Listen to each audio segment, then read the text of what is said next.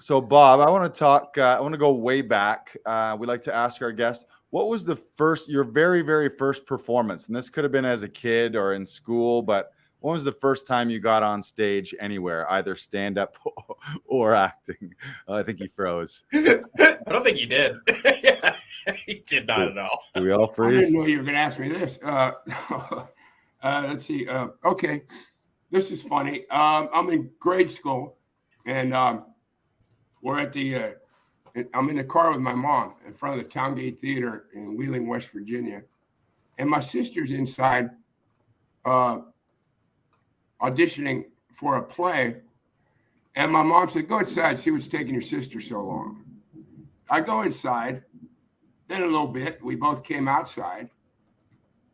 And I had a part in the play, and my sister didn't. And to this day, she quit talking to me. She hasn't talked to me in 10 years.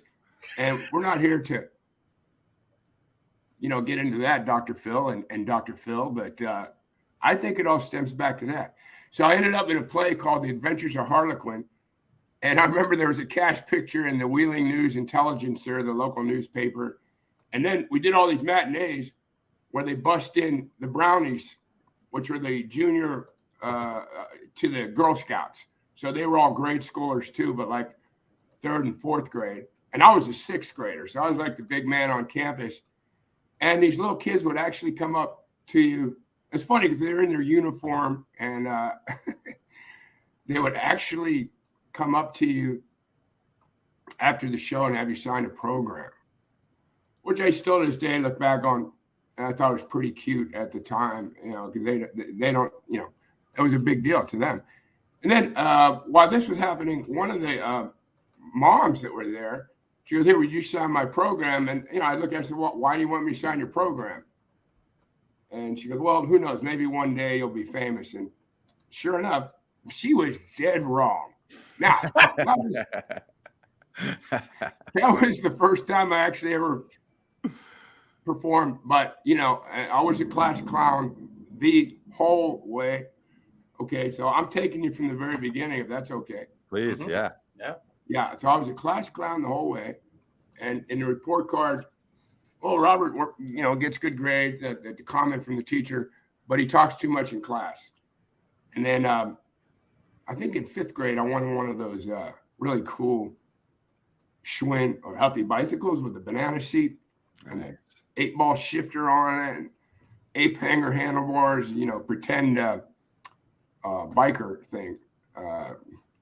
Because, back then in the late 60s, early 70s, all little children, where I was from, they either wanted to be an astronaut or a Hell's Angel. So that's why the bicycle was so successful. And anyhow, my mom and dad said to me one time, "If you can bring home a good report card," and that wasn't about grades, that was about the comment. "If you could just shut the hell up, man, we're going to get you that bicycle for your birthday." And it kind of, the teacher knew about this and all the other, so the teacher she did me a solid, man. I didn't shut up that much, but she put, "Hey, he's talking lesson," and I got a bicycle, man. So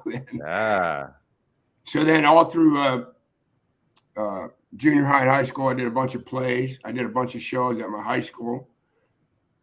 And then by the time I was in high school, now check this out. I went to a military high school, and you might think I went to a military academy, high school from 7th grade, junior high school to high school. And, you might think like if you saw that movie Taps or something like that, it was pretty strict. I was a boarding student. That wasn't the case here. I was 2 miles from where I grew up. I wasn't a boarding student. I don't think they really had any boarding students. The military was all fake up until my last year. And they brought in what's called ROTC. And then, it was kind of goofy, but the funny thing is, I think my parents wanted me to go there because it would help with the discipline, and then I'd become a doctor, a lawyer, nice Jewish boy. And it just really backfired on them because 7 years of that rigidity just snapped me into the other direction. Plus, I was accumulating knowledge, from the different things that we would all secretly watch on television, And then I knew I wanted to be a comedian, but it's like not telling anybody. It's like watching Monty Python and Saturday Night Live in the beginning, and SCTV, and then you have other core group people that are in this really absurd material.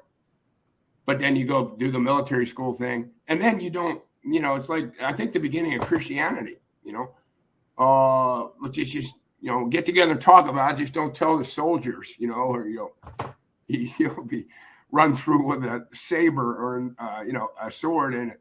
Am I rambling? No, this is great. I want to hear more about the saber and the sword.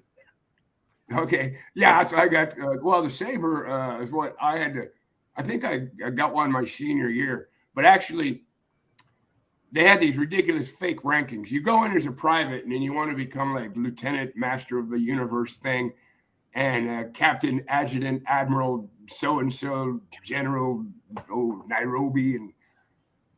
But the funny thing was, I went in as a private, finished as a private, and then they have your class picture. It's got nothing to do with alphabetical order. I was in the bottom right, which means I finished last place as far as military ranking is concerned. And our senior year, there was a battle between me and about 2 or 3 other people that wanted that last spot. It was a badge of honor or spot of honor. And I thought, there's no way you guys are going to catch me.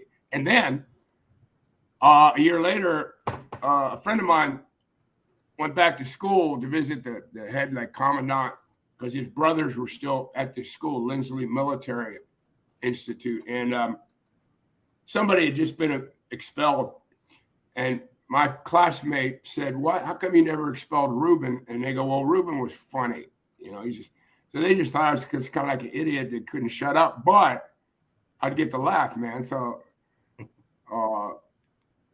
that's always a good thing. But also, here's the real reason I went to that school, because I wouldn't have been forced to, push come to shove. They did. It was like a freaking, it was a military academy, but it was like a high school for the performing arts. I mean, we did 3 shows a year, 2 plays, and one thing called an extravaganza that was a musical and comedy, and it was done at the Capitol Music Hall once a year in the spring, which is a grand old theater. It's now a historical landmark. And I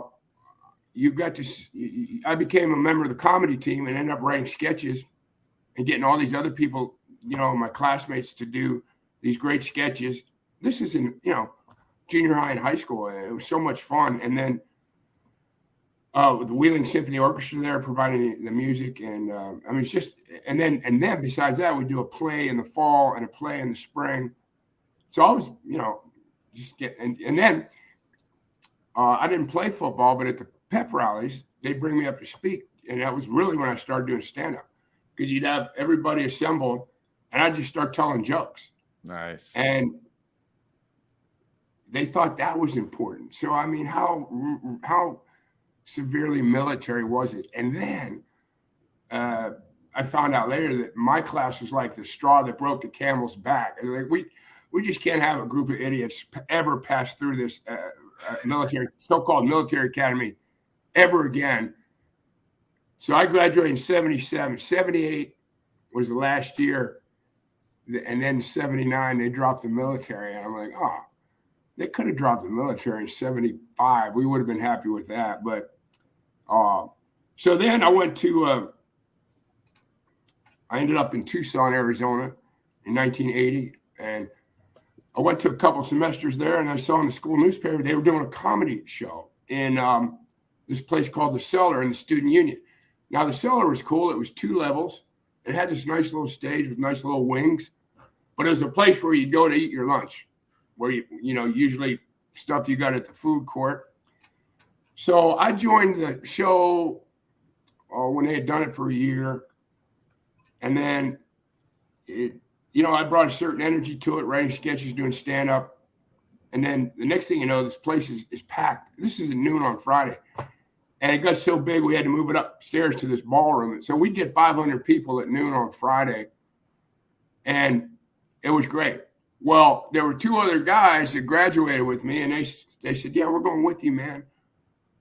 We're going to be comedians too." And I had no doubt. This was from the age of 9. I'm going to be a comedian. So at the end, when we graduated, they all said no. And that's really how hard it is to commit, to being a stand, which I know we're going to talk about a little later, some stuff for some new people getting into it. But I had a love for it that would not, I was not going to sit on a porch at 8 and go, well, I wish I had followed my dream and, done some stand-up. I couldn't let that happen. And anyhow, so then I went to San Francisco because I figured out you want to get some stage time in a place that's in the spotlight, but not the brightest spotlight. So I didn't want to go to New York because I didn't like the cold. And then Chicago was probably a good place too. But again, the cold, I want the cold. Then I said, LA or San Francisco, LA or San Francisco. Well, San Francisco is where I went. And it was the best decision I ever made. Spent 10 years there. And then for the last 27, I've been in Los Angeles. And now I'm spending more time here in Toronto. I love it. I'm in love with my girlfriend who will be my wife. Soon we're gonna, make that official. But I met her doing a movie here, and that's a really cool story. If you want to get into that later, but then that's what brought me back to Toronto for the first time since I was 9 years old, and we took a car trip, and then so now I'm here and having a great time at the Laughing Viking. It's great to meet both you guys. You've been nothing but helpful and wonderful, and giving me stage time. And a place where, you can go and feel real comfortable. I don't care how long you've been doing it. When you're working on new material, you want to have a place to go crazy and feel comfortable. Yeah. Gentlemen, that's the most serious thing I've ever said in any interview in my whole life. So. Good. It's good.